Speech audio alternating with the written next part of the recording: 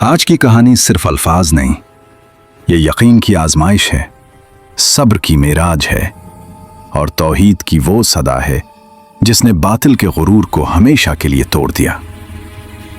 एक तरफ अल्लाह के नबी हजरत इब्राहीम अलैहिस्सलाम, तन्हा मगर रब पर कामिल भरोसा, और दूसरी तरफ नमरूद।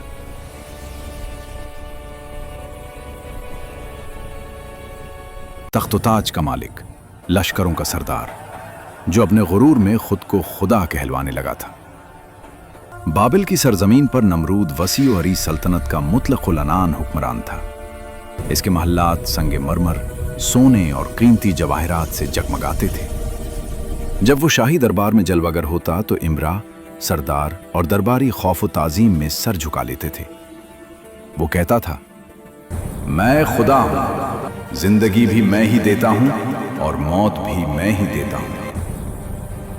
एक दिन इसके दरबार में नजूमी हाजिर हुआ और कहा, ऐ बादशाह, मैंने सितारों में देखा है कि एक बच्चा पैदा होगा जो तेरी खुदाई को झूठा साबित कर देगा। नमरूद ने हुक्म दिया कि इसकी सल्तनत में किसी मर्द को औरत के करीब न जाने दिया जाए, लेकिन अल्लाह का फैसला हर तदबीर पर गालिब होता है। इन्हीं दिनों हजरत इब्राहीम अलैहिस्सलाम की वालिदा हामिला हुई। जब विलादत का वक्त करीब आया तो वह गार में चली गईं।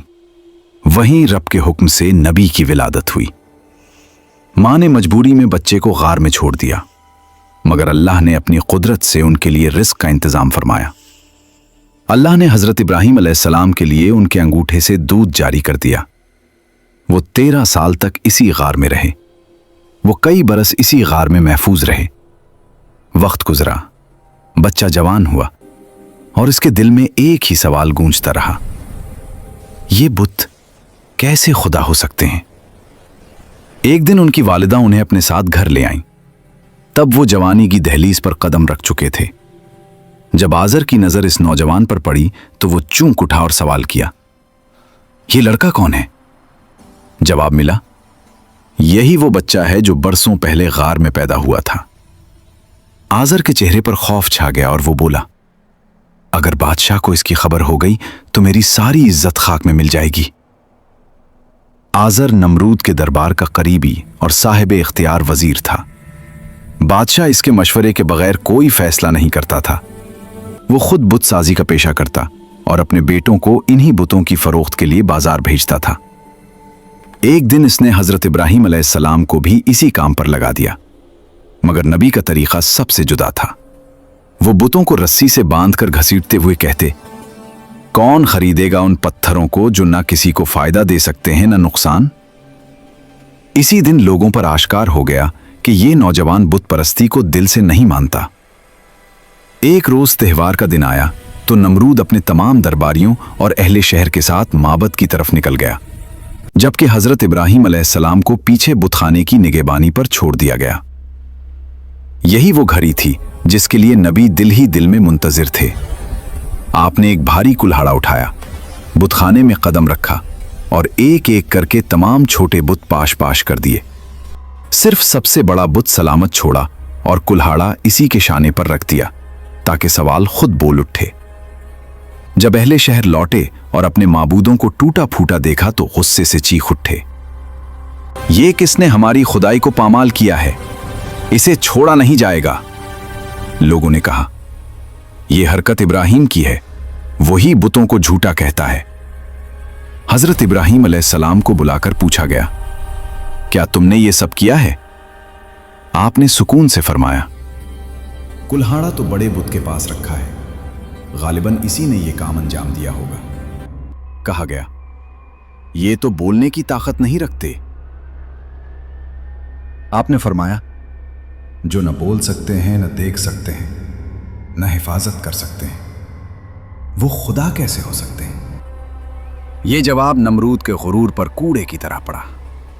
उसने हुक्म दिया कि एक बहुत बड़ी आग जलाई जाए, इतनी शदीद आग के मीलों दूर तक गर्मी महसूस हो। मसला यह था कि इतनी बड़ी आग के करीब कैसे जाया जाए। हुक्म हुआ, मंजनीक बनाओ और इब्राहीम को आग में डाल दो। अल्लाह ने आग को हुक्म दिया, ए आग, इब्राहिम पर ठंडी और सलामती वाली हो जा। नमरूद ये मंजर देखकर हैरान रह गया। वक्त गुजरता गया मगर नमरूद ईमान न लाया। एक दिन उसने पूछा, तुम्हारा खुदा कौन है? हजरत इब्राहिम अलैहिस्सलाम ने फरमाया, मेरा रब वो है जो जिंदा करता है और मौत देता है। नमरूद बोला, ये तो मैं भी कर सकता हूं। उसने एक कैदी को कत्ल और दूसरे को आजाद कर दिया। हजरत इब्राहिम अलैहिस्सलाम ने फरमाया, मेरा रब सूरज को मशरिक से निकालता है, अगर तुम सच्चे हो तो उसे मगरिब से निकाल कर दिखाओ। नमरूद लाजवाब हो गया। फिर नमरूद ने हजरत इब्राहिम अलैहिस्सलाम को शहर छोड़ने का हुक्म दिया। आप इराक से शाम की तरफ रवाना हुए। नमरूद ने आसमान तक पहुंचने की सवारी बनाने का हुक्म दिया। चारों ख्वाब बांधे गए, ऊपर गोश्त लटकाया गया, तख्त ऊपर उठा। वो बुलंद हुआ मगर खुदा नजर ना आया। उसने आसमान की तरफ तीर चलाया। अल्लाह के हुक्म से फरिश्ते ने तीर को खून आलूद करके वापस फेंक दिया। नमरूद खुशी से चीख उठा, मैंने खुदा को मार डाला।